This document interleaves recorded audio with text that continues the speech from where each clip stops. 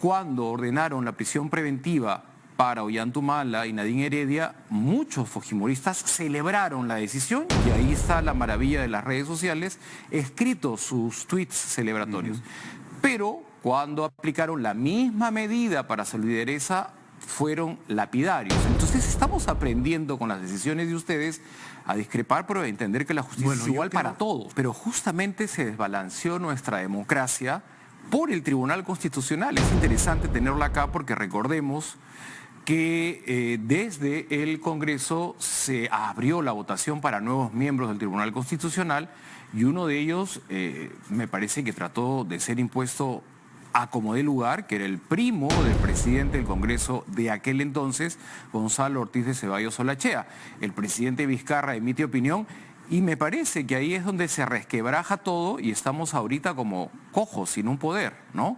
Entonces es interesante también ver, siendo usted un presidente que deja este importantísimo cargo, la coyuntura, porque a ustedes los pone el Congreso de la República con 87 votos. Entonces, cuando usted hace esta lista y dice, yo no soy de ninguna tienda política, pero en algún momento tiene que haberse sentado a conversar con los políticos para acceder al Tribunal Constitucional y estar donde está. Bueno, mire... es inevitable, es el camino. Sí, ¿no? Pero en honor a la verdad, yo no toqué puertas, más bien tocaron mis puertas. Lo proponen, pero la politización nace de alguna manera del sistema en sí. Los partidos políticos se tienen que poner de acuerdo, tienen que negociar. Así es. Yo te propongo al señor Blume, vota por él, ya, pero ¿tú qué me das a cambio? Entonces, cuando ha habido este recorrido de que yo no soy queiquista, no soy toledista, no soy humanista, es inherente a la nominación, en algún momento, hablar de cómo llegan ustedes al Tribunal Constitucional, que tiene una trascendencia importantísima. Y yo creo que es importante, pero en lo que a mí respecta, yo no toqué puertas.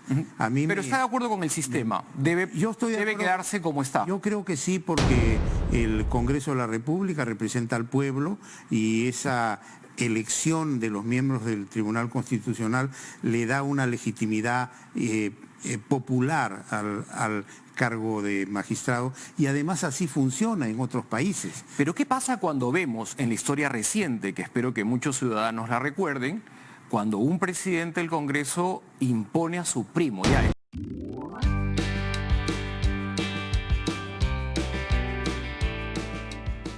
Y lo hermoso de la democracia es que uno puede emitir opinión en discrepancia. Así es. Ya está concedida, ¿no?, de alguna manera la libertad a Keiko Fujimori, a la señora Keiko Fujimori, de acuerdo a este habeas corpus, pero las opiniones van a continuar siendo discrepantes o favorables. Yo creo... Pero aprendemos, perdóname para terminar la idea, pero como usted citó el caso Humala, recordemos que cuando ordenaron la prisión preventiva para Ollantumala y Nadine Heredia, muchos fujimoristas celebraron la decisión y ahí está la maravilla de las redes sociales, escritos sus tweets celebratorios. Pero cuando aplicaron la misma medida para Salud y Dereza, fueron lapidarios. Entonces estamos aprendiendo con las decisiones de ustedes a discrepar, pero a entender que la justicia es igual para todos. Yo creo que es muy importante, yo diría, es vital lo que usted dice. O sea, en democracia tenemos que aprender primero a ser tolerantes y luego a ser dialogantes.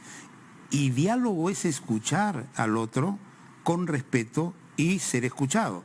Lo que yo observo, sin embargo, es que hay algunos sectores que, yo no sé, recogiendo quizás algunas tendencias totalitarias de otras épocas, pretenden imponer una verdad. O sea, en un caso en que no ha habido todavía una sentencia ni una condena, ya han condenado a X persona.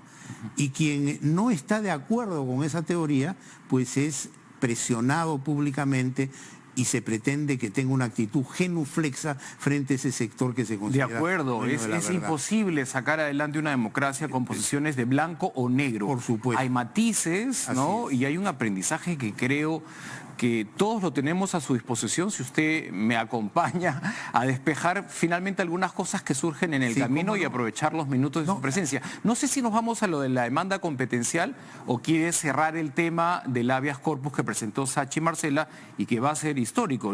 Mire, yo lo que quería era cerrar este comentario tan importante que usted ha hecho. Yo creo que dentro de todo, hay que ser optimista. El Perú vive más de 25 años de democracia continua, inédito en la historia del Perú.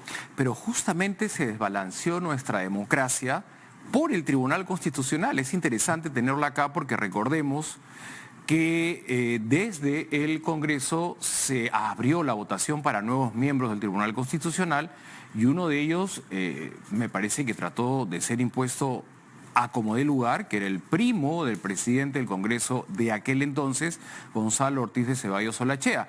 El presidente Vizcarra emite opinión y me parece que ahí es donde se resquebraja todo y estamos ahorita como cojos, sin un poder, ¿no?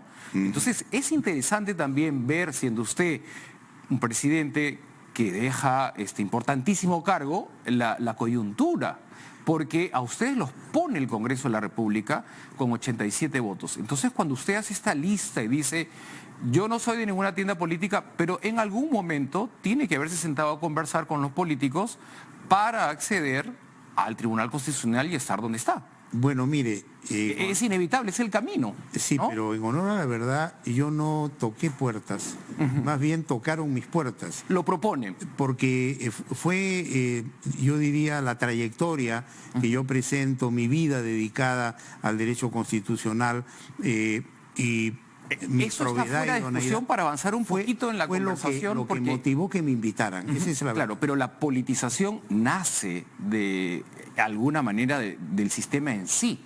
Los partidos políticos se tienen que poner de acuerdo, tienen que negociar. Así es. Yo te propongo al señor Blume, vota por él, ya, pero ¿tú qué me das a cambio? Entonces, cuando ha habido este recorrido de que yo no soy queiquista, no soy toledista, no soy humanista, es inherente a la nominación, en algún momento, hablar de cómo llegan ustedes al Tribunal Constitucional, que tiene una trascendencia importantísima. Y yo creo que es importante, pero en lo que a mí respecta, yo no toqué puertas.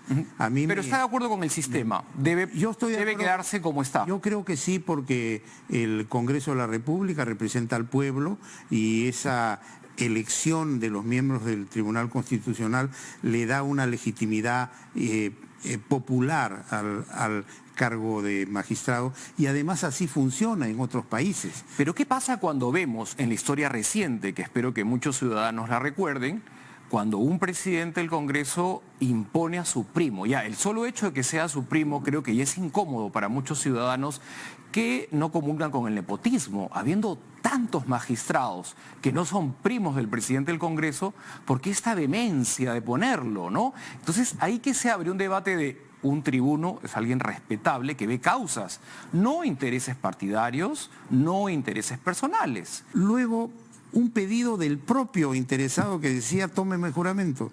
Y luego 3 pedidos más entre impugnaciones y nulidades de congresistas que decían usted no le puede tomar juramento porque nosotros hemos impugnado la decisión y el Congreso tendría que reunirse de nuevo para resolver esas impugnaciones.